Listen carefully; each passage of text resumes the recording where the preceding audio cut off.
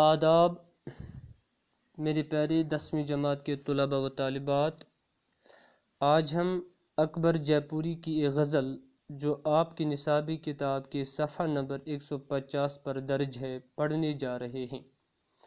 پیارے بچوں، اکبر جے پوری کا اصل نام سید محمد اکبر جبکہ تخلص اکبر اختیار کیا، لیکن ادبی حلقوں میں اکبر جے پوری کے نام سے جانے جاتے ہیں۔ ان کی پیدائش 23 اکتوبر 1928 عیسوی کو جے پور راجستھان میں ہوئی۔ ان کے والد کا نام آغا سید علی عابدی تھا۔ اکبر جے پوری پیشے سے معلم یعنی استاد تھے۔ ان کی ادبی زندگی کا آغاز 20ویں صدی کی چوتھی دہائی میں ان کے والد کشمیر ہونے سے پہلے ہی شروع ہوا تھا۔ پیارے بچوں، غزلوں کے علاوہ اکبر جے پوری نے حمد نعت اور مختلف نظمیں قلم بند کی ہیں، لیکن بنیادی طور پر وہ رومانی شاعر تھے۔ پیارے بچوں، رومانی شاعر کسے کہتے ہیں؟ سب سے پہلے ہم رومان کو جاننے کی کوشش کریں گے۔ رومان یعنی انگریزی میں ہم اسے رومانس کہتے ہیں۔ مطلب ہے اس کا ادب کی وہ صنف جس میں حقیقی زندگی سے غیر متعلق واقعات بیان کیے جائیں، یا ہم یہ کہہ سکتے ہیں کہ عشق و محبت کی داستان۔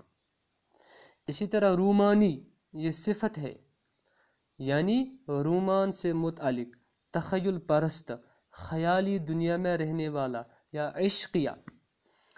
اسی طرح رومانی شاعر اس شاعر کو کہا جاتا ہے یا اس شاعر کو کہتے ہیں جو تخیل پرستی یا عشقیہ شاعری کرتا ہو۔ وہ ہے کہ اس قسم کے شاعر اکبر جے پوری تھے، یعنی انہیں رومانی شاعر کہا جاتا ہے۔ شمع فروزاں، شباب وطن، ساز شکستہ، فکر و خیال اور فکر و فن ان کے شائع شدہ شعری مجموعے ہیں۔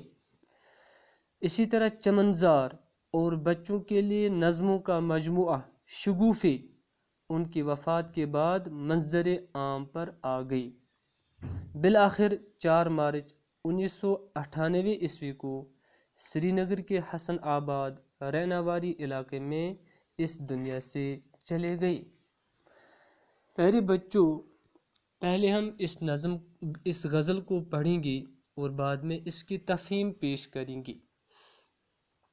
کس کو معلوم ملے خاک میں منظر کتنے، کس کو معلوم ملے خاک میں منظر کتنے، اپنے آئینے چھپائے ہیں سکندر کتنے، تشنہ لب ترسا کیے پیاس لیے آنکھوں میں، تشنہ لب ترسا کیے پیاس لیے آنکھوں میں، اور محلوں میں چھلکتے رہے ساغر کتنے، پرچم امن لیے پھرتے ہیں شہروں شہروں، پرچم امن لیے پھرتے ہیں شہروں شہروں، آستینوں میں چھپائے ہوئے خنجر کتنے، کس طرح دیتا صدا مجھ کو پتہ یاد نہ تھا، کس طرح دیتا صدا مجھ کو پتہ یاد نہ تھا، یوں تو بستی میں نظر آئے کھلے دھر کتنے، دیکھ کر تشنہ لبی میری تعجب نہ کرو، دیکھ کر تشنہ لبی میری تعجب نہ کرو، میں نے صحراؤں کو بخشے ہیں سمندر کتنے۔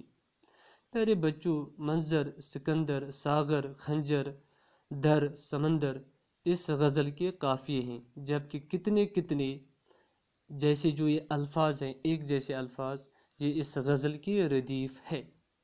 ہم پہلے مطلع کو لیتے ہیں، یعنی کس کو ملے، کس کو معلوم ملے خاک میں منظر کتنے، اپنے آئینے چھپائے ہیں سکندر کتنے۔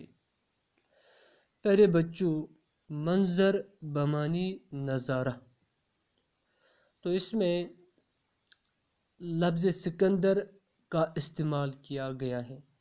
سکندر ایک معروف یونانی بادشاہ اور فاتح گزرے ہیں۔ گویا کہ یہ جو مطلع ہے، اس میں شاعر اکبر جے پوری نے صنعت تلمیح کا استعمال کیا ہے۔ یعنی صنعت تلمیح، جیسا کہ آپ کو معلوم ہے، میں نے پہلے بھی کہا کہ صنعت تعلیمی اس صنعت کو کہتے ہیں جس میں شاعر کسی واقعہ کی طرف اشارہ کرتا ہے۔ تو اس میں بھی سکندر اعظم جو یونان کے مشہور بادشاہ اور فاتح گزرے ہیں ان کا ذکر کیا گیا ہے۔ اصل میں اکبر جے پوری مطلع کے اس شعر میں دنیا کی بے ثباتی یا دنیا کی ناپائیداری کا نقشہ کھینچتے ہیں، اور شاعر فرماتے ہیں کہ اس دنیا میں بے شمار لوگ آئے، ان بے شمار لوگوں میں عظیم اور برگزیدہ ہستیاں بھی شامل تھیں، لیکن سب کے سب زمین کے اندر چلی گئی، سب کے سب قبر کی گود میں چلی گئی، اور کسی کو یہ معلوم نہیں کہ سکندر جیسے کتنے بہادر بادشاہ بھی مٹی میں مل گئی۔ یعنی پیارے بچوں، غزل کے مطلع میں شاعر نے دنیا کی بے ثباتی کی تصویر کھینچی ہے۔ سکندر یونان کا بادشاہ اور عظیم فاتح تھا۔ شاعر اس مطلع کے ذریعے سے کہنا چاہتے ہیں کہ نہ جانے کتنے سکندر جیسے کتنے بادشاہ مٹی میں مل گئے۔ کبھی کبھار ہم بخت سکندری استعمال کرتے ہیں، تو بخت سکندری ایک ترکیب ہے، اس سے مراد سکندر کی قسمت ہے، یہ کہہ کر کسی کی خوش نصیبی اور خوش قسمتی کو بیان کیا جاتا ہے۔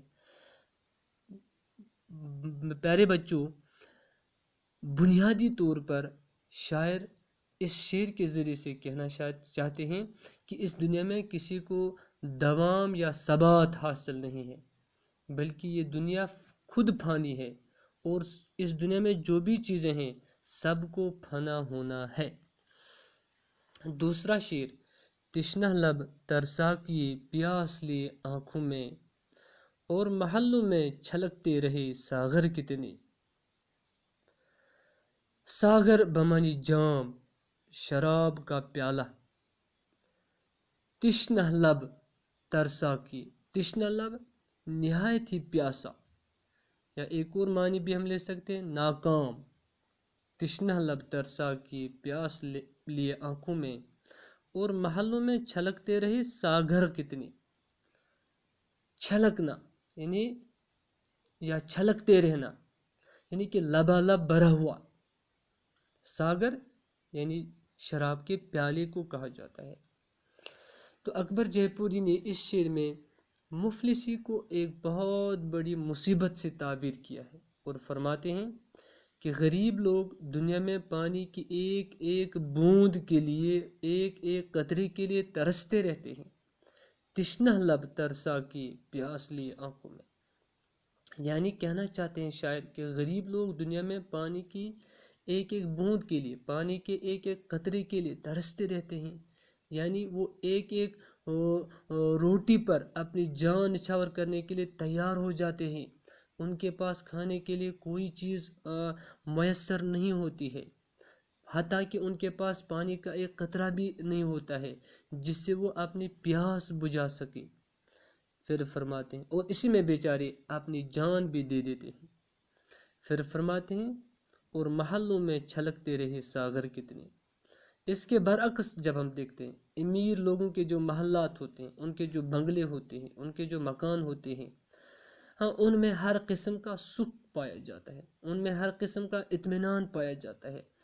دنیا کی ہر چیز ان کے سامنے ہوتی ہے۔ دنیا کے جو پھل، مختلف قسم کے پھل ہوتے ہیں، مختلف قسم کی سبزیاں جو ہوتی ہیں، ہر چیز ان کے پاس موجود ہوتی ہے، بلکہ شراب اور شباب کی مستیوں میں زندگی گزارتے ہیں۔ دیکھیے پیارے بچوں، کتنا خوبصورت شعر ہے اس غزل کا، یعنی فرمانا چاہتے ہیں ایک طرف بیچارے غریب لوگ، مفلس لوگ، نادار لوگ اپنے گھروں میں بیٹھے ہوئے ہیں، اور ان کے پاس روٹی کیا، پانی کا ایک قطرہ بھی نہیں ہے، اور دوسری طرف امیر لوگ، اسی دنیا کے، اسی سوسائٹی کے امیر لوگ اپنے اپنے بنگلوں میں بیٹھے ہوئے ہیں، اور ان کے پاس ہر کوئی چیز دستیاب ہے۔ اتنا ہی نہیں بلکہ وہ شراب اور شباب کی مستیوں میں اپنی پوری زندگی گزارتے ہیں۔ ایک اور شعر، परचम अमन लिए फिरते हैं शहरों शहरों, आस्तीनों में छुपाए हुए खंजर कितने। परचम बमानी झंडा। इसी तरह आस्तीन का सांप कहते हैं हम, ये मुहावरा है, छुपा हुआ दुश्मन। या हम कहते हैं आस्तीन का सांप, दोस्ती के पर्दे में दुश्मनी करने वाला। या हम कह सकते हैं एक और मुहावरा भी है जो इसी के साथ मिला हुआ है, यानी कि हम कहते हैं बगल में छुरी मुंह में राम राम, यानी ज़ाहिर में दोस्त बातिन में दुश्मन। अकबर जयपुरी ने इस शेर में उन लोगों के चेहरों पर से नकाब उतारने की कोशिश की है, उन लोगों के चेहरों पर से नकाब यानी पर्दा उठाने की कोशिश की है, जिनकी बगल में छुरी और मुंह में राम राम होता है, जो ज़ाहिर में तो दोस्त होते हैं लेकिन असल में वो दुश्मन होते हैं। इस बात के तनाजुर में वो फरमाते हैं कि अमन दुश्मन अनासिर ही अमन का परचम लेकर शहरों शहरों और गाँव गाँव जाते रहते हैं। प्यारे बच्चों, कितनी खूबसूरत गज़ल है, कितना खूबसूरत ये भी शेर है अकबर जयपुरी का। क्या फरमाते हैं कि अमन दुश्मन जो अनासिर होते हैं वही अमन का प्रचार करते हैं, वही अमन का परचम अपने हाथों में लेकर शहरों शहरों गाँव गाँव दर दर जाते रहते हैं और अमन का प्रचार करते हैं और कहते हैं कि हम अमन चाहते हैं और कहते हैं कि वो अमन के ख्वाह हैं। लेकिन अकबर जयपुरी फरमाते हैं कि होशियार, असल में यही लोग खून खराबा करते हैं, यानी फसाद भड़काते हैं। किस तरह देता सदा मुझको पता याद न था, यूं तो बस्ती में नजर आए खुले धर कितने। इस शेर में शायर फरमाते हैं कि मैं लोगों को फितना परवरों के बारे में बताना चाहता हूँ, उन्हें आवाज़ देना चाहता हूँ, उन्हें ये बावर कराना चाहता हूँ। क्या कहना चाहता हूँ, मैं बस्तियों में गया, मैं दर दर चला गया, मैं गाँव गाँव चला गया। फिर क्या हुआ, मैं बस्तियों में गया, कई दरवाजे भी खुले देखे, उन पर लोग बैठे थे लेकिन मेरी आवाज़ सुनने के लिए कोई तैयार न था। यानी जो मैं लोगों से कहता था, जो मैं उन्हें सही बात बताता था, वो मेरी बातों की तरफ ध्यान नहीं देते थे और मेरी बातों को सुनते ही नहीं थे और मेरी आवाज़ को ठुकराते थे, मेरी आवाज़ सुनने के लिए वो तैयार नहीं थे। देख कर तिश्ना लबी मेरी ताज्जुब न करो, मैंने सहराओं को बख्शे हैं समंदर कितने। सहरा बमानी बयाबान, वीरान, रेगिस्तान। गज़ल के इस आखिरी शेर यानी मक्ता में शायर खुद को अमन व अमान का हामी करार देकर लिखते हैं कि मेरी तिश्ना लबी को देखकर लोग हैरान न हों, क्योंकि मैंने कई रेगिस्तानों को सैराब किया है, मैंने कई रेगिस्तानों को सैराब किया है, उन्हें शादाब किया है, मैंने बहुत से वीरानों को आबाद किया है। यानी कहना चाहते हैं मैंने कई जगह अमन का प्रचार किया है, लेकिन ये अलग चीज़ है कि कोई मेरी बात को सुनने के लिए तैयार न था। प्यारे बच्चों, इस गज़ल में शायर ने मजमूई तौर पर असरी करब के हवाले से बात की है और मजमूई तौर पर ये सारी की सारी गज़ल असरी करब की अक्कास है। अल्लाह ने ज़िंदगी दी तो फिर आपसे मुलाकात होगी, जब तक के लिए अल्लाह निगहबान।